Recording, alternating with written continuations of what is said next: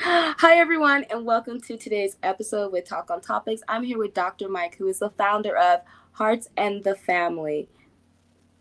Is that correct? That is. Without further ado, Dr. Mike, how are you doing today?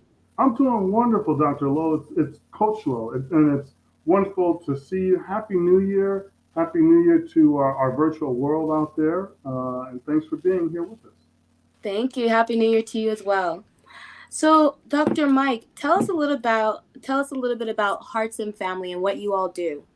Okay, Hearts in the Family is a virtual based organization that's focused on helping heart patients deal with the scourge of cardiovascular disease, as well as all issues that affect the family, whether that's lifestyle issues, stress related issues, healthy eating, anything that impacts the family.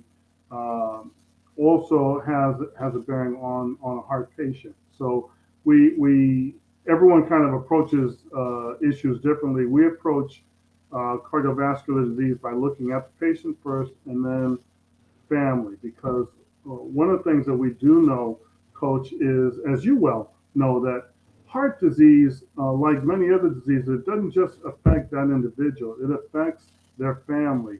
When a person goes down with heart disease, a whole lot of people feel the pain of it. Hmm. Tell us about your journey. Thank you. Uh, I had a triple bypass back in 2011, and I have a like many people who deal with this. I have a history of heart disease, and one of the things that uh, one day I was going to work and I had this pain in my chest, and it was a little bit unusual.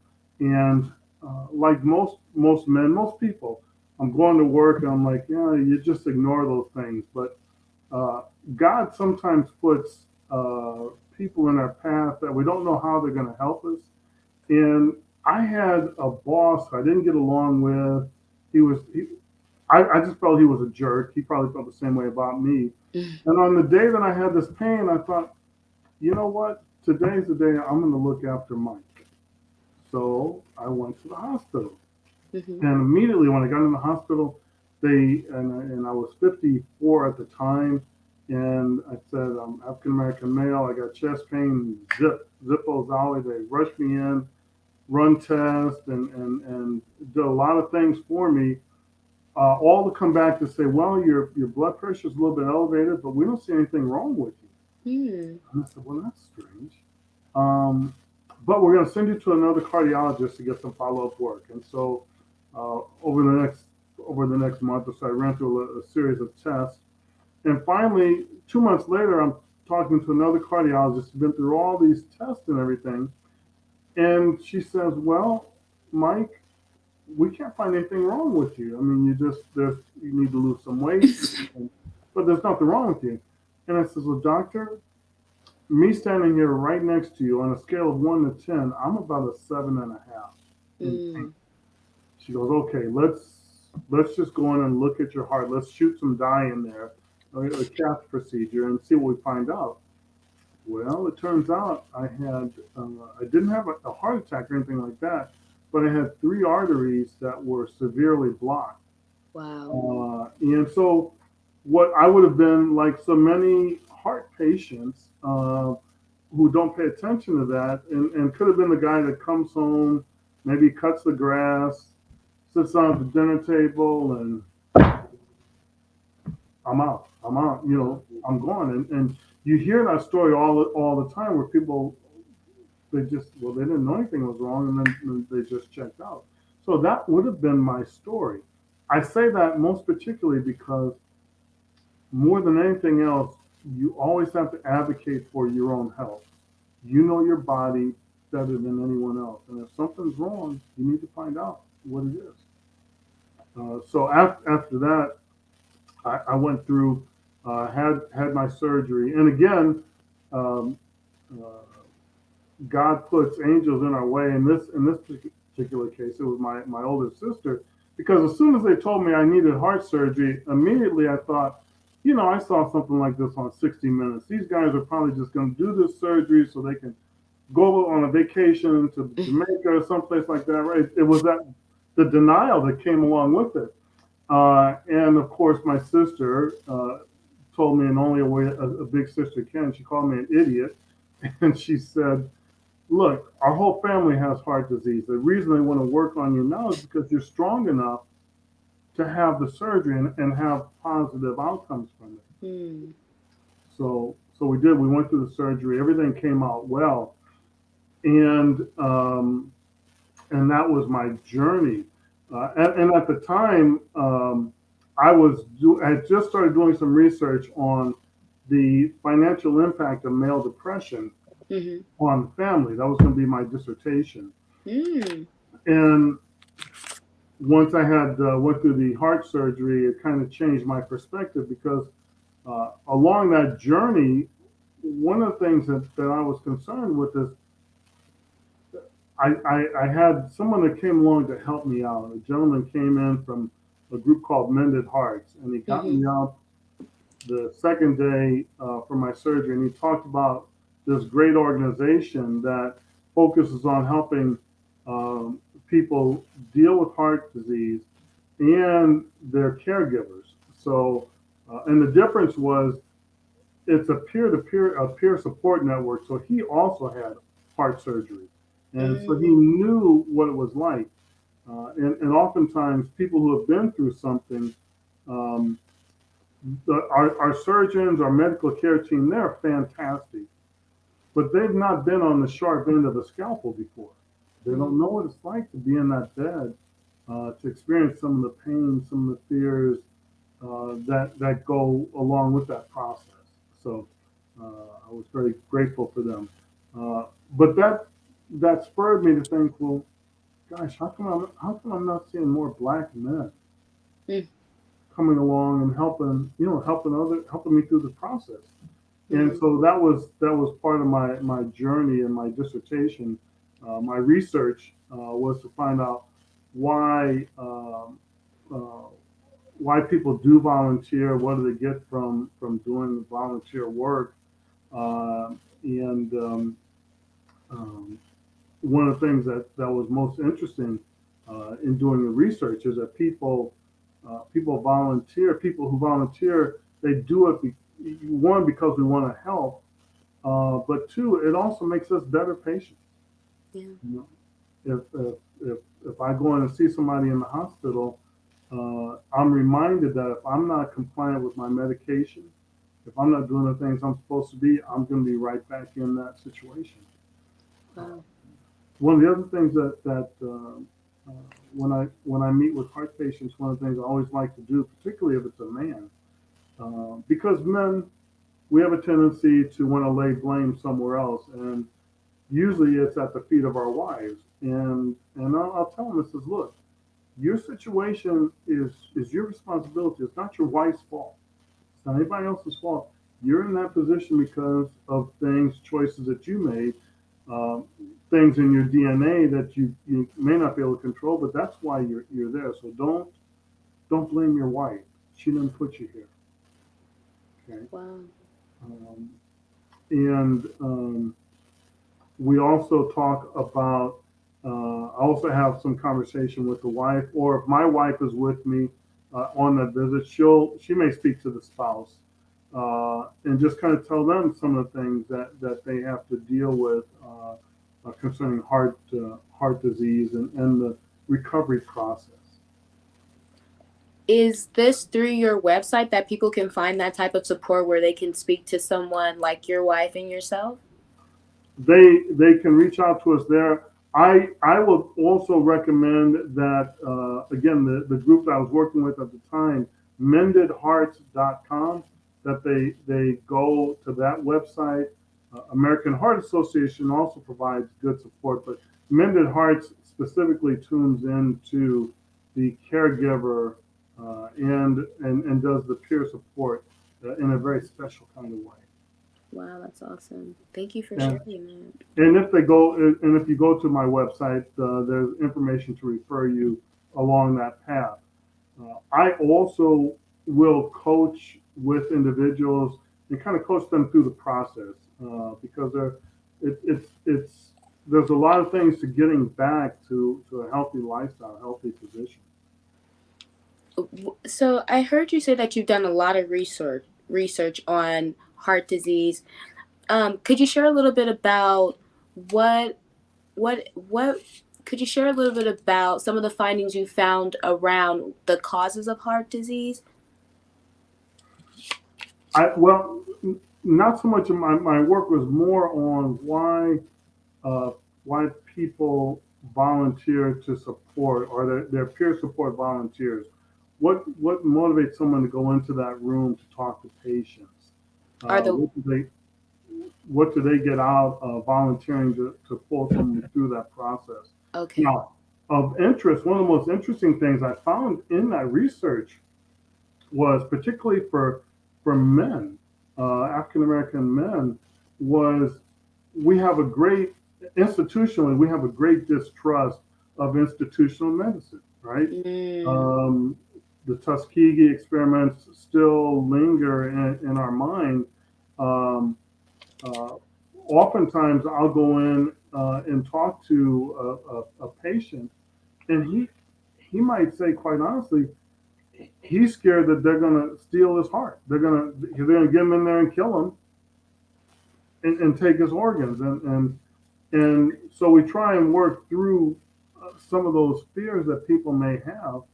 Um, One of the other things I did find with the research, and if you may appreciate this, is mhm. oftentimes when people have heart disease, um, they may not be they're afraid of what's going on.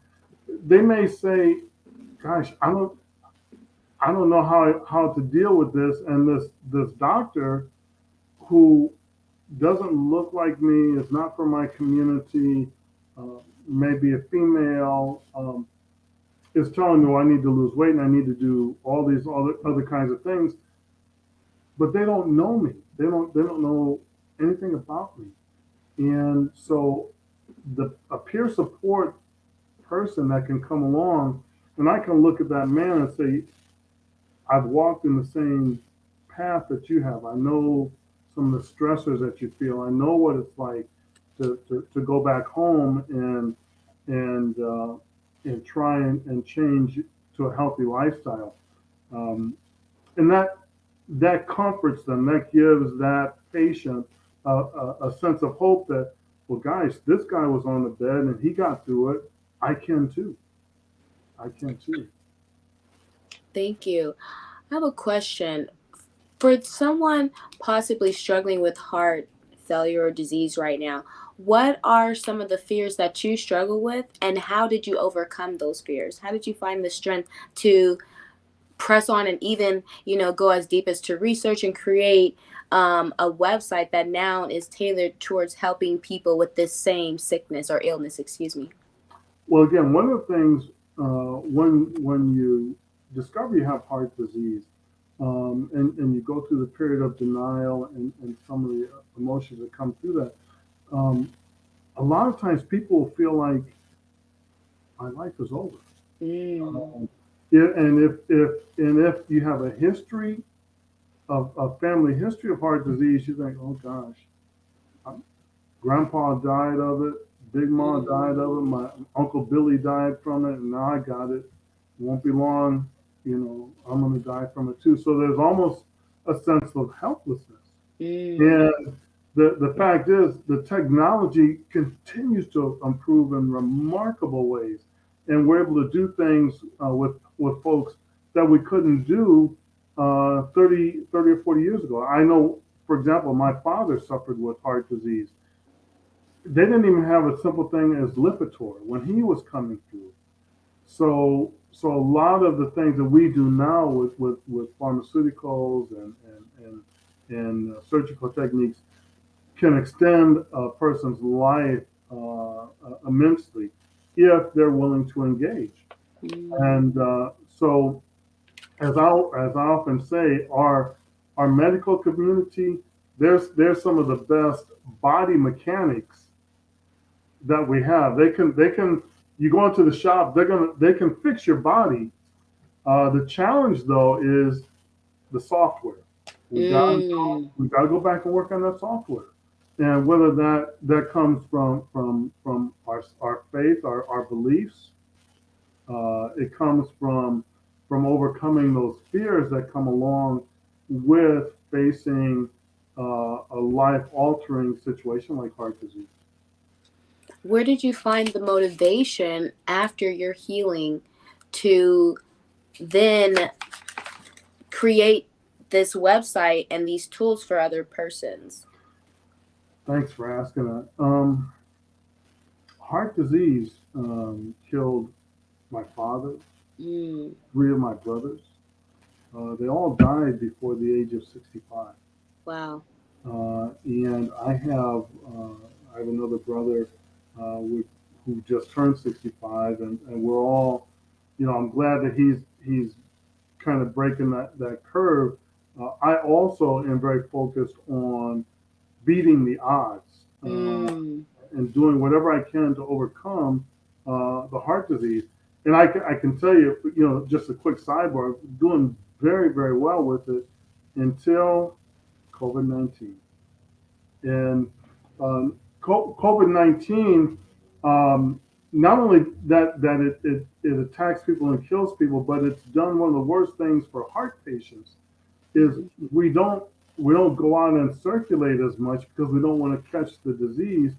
But since we don't go out and circulate as much, we've gained weight. We're not working out as much. So all the things that could hurt us indeed are hurting us through this process.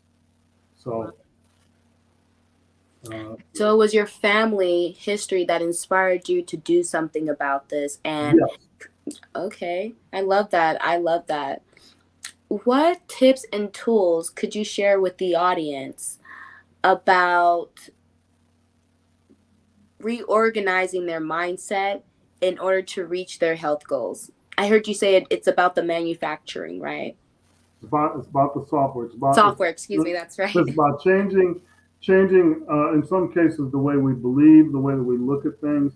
One of the things I found in my research, which was eye opening for me, and insulted my wife when I told her, but um, uh, particularly for men dealing with heart disease, if one of the related factors that shows up often with heart disease is erectile dysfunction because it's a circulatory issue, and so if the healthcare team doesn't somehow work into the conversation that indeed if you're struggling with that, oftentimes correcting your lifestyle, getting the surgery will restore your masculinity. Wow. Okay, it will help bring you back. It'll improve that part of your lifestyle. Well, once you tell a guy that, well, I'm all, hey, I'm all, you say I'm all in. Yeah. Okay. Now, my wife, when I told her, she's like, "Are you kidding? That's all you guys do is think about sex, sex, sex, sex, sex." And I said, that's not true. It's it's our ability to feel like a man. I said, if that was the case, when women are dealing with breast cancer, and she's 50 years old, beyond childbearing years, why is it so important for her to get reconstructive surgery? Oh, Because that's a she good needs to feel point. like a woman. Well, absolutely, it's the same thing. We all want to feel our gender. We want to feel. Mufasa wants to roar like Mufasa. We Mm. want to be the Lion King. Yeah. So that was an important finding that came out of my work. Thank you for sharing that. Sounds amazing. Hmm. So I heard, Dr. Mike, you're also an author. Could you share a little bit about the literature you've written on? Sure, I've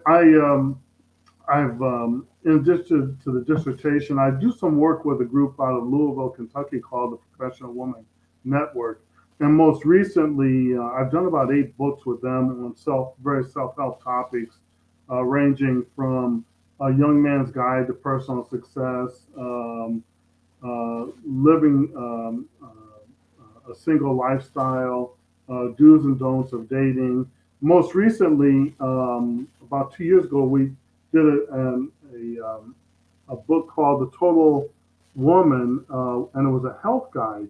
And I wrote a chapter in there on all the things that a man wants a woman to know about heart disease. Mm. Because again, when we're going through that, I'm going to say, but if you ask most women, they'll say, well, guys don't talk. We don't tell you what's on our mind. You ask us a question, we'll give you two answers and a grunt, Yeah. right? Yeah. Um, and oftentimes, it's not that we don't have emotions, and not that we're in touch with them, but it's so unlike like many women, we're not used to getting in touch with those emotions, and so it's difficult for us to tell you what's going on, some of the things that we're feeling, and so I just talked about. These are some things we want you to understand why we're going through heart disease, and when we're going through that process, what it looks like at different stages of our life, dealing with that. Oh, thank you so much, Dr. Mike. I also, if I may Yes, please. I'm going to share with you. This was me um, 10 years ago. A handsome guy, huh? Wow. Okay. Uh, that was right after my surgery. And the one thing, um, I look at that, when I look at that guy and I look at this guy, uh, one of the biggest changes, separate of the weight, which again we've got to get that. That's always a constant battle for heart patients. Hmm. I was relatively, again, in this picture, I was stress free. Yeah. I was under the care of a physician, the cardiologist. I wasn't at work at the time, so I didn't have the daily pressures of family, of job, of community Hmm. that weighs on us. And so and I was sleeping. Again, Mm. uh, getting enough sleep is critical, not just for heart patients, but for everyone. Yeah. So, You said getting enough sleep is critical. I felt like you wanted to say something else. well, I felt I was getting a little bit long in the tooth. No. So, Like, but I mean, if you want to end there, but no, I was no, like, I can run my mouth quite a bit, but no, getting enough sleep, getting the proper diet, and that's a tough one because there is a whole food industry that spends billions of dollars a year trying to figure out how to make me pick up that bag of potato chips, how to make me buy that ice cream, how to make a right turn into that drive through to get some French fries and a cheeseburger.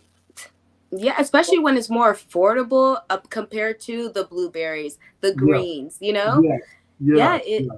it's a catch 22.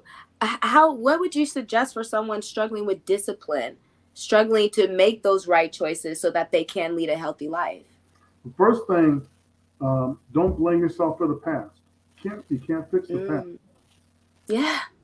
Try and make the best decision every day that you get when you decide to put something in your mouth. Make the best decision you can at that time. Um, uh, because what you do tomorrow, we don't know if tomorrow's going to come. What you did yesterday, you can't fix. Right now, make the best decision that you can. Um, and it's a daily battle, one Mm, spoon at a time. yeah. Well, thank you so much, Dr. Mike. You've shared so much wisdom with us, so many tools and encouragement. I'd love for the audience, anyone who's interested in reaching out, wanting to know more information about what it is that you do, or wanting to possibly purchase your books, where can people reach you at? Do you have a website, Yes, Instagram? yes. Please connect with me at heartsandthefamily.com. Heartsandthefamily.com. And we'll respond to you and get you if I can't help you directly, we'll get you pushed in a direction to get you some help. Oh, wow. That's awesome. You guys heard it. Reach out to Dr. Mike with your health and wellness concerns. And if he doesn't have the answers, he's got the resources. And and Talk on and topics. and, Oh, and also so important. Um, Family members that are dealing with heart disease or dealing with someone who has heart disease, call us, talk to us because you need support too. Oftentimes, the patient gets they get all the support they need, but it's that caregiver. It's that caregiver. And coach, if I could tell you, my wife shared with me the most frightening experience for her was the first day I came home from the hospital. hmm. And I said, well, why? I mean, I was the one that was sick. She goes, right. They sent you home with a book of instructions. I was so scared that this is my wife talking. She goes, I was so scared that I may have missed something, that I wouldn't have caught something, and I didn't know who to call. I didn't have any support, and so that's why it's so important that we support those caregivers because they do have questions, and they have a critical job. So, Wow. Thank you so much for sharing that tidbit. You guys heard it. If you're looking for support, if you're looking for answers and resources, reach out to Dr. Mike at heartsandthefamily.com. Thank you so much, Dr. Mike. Talk on topics.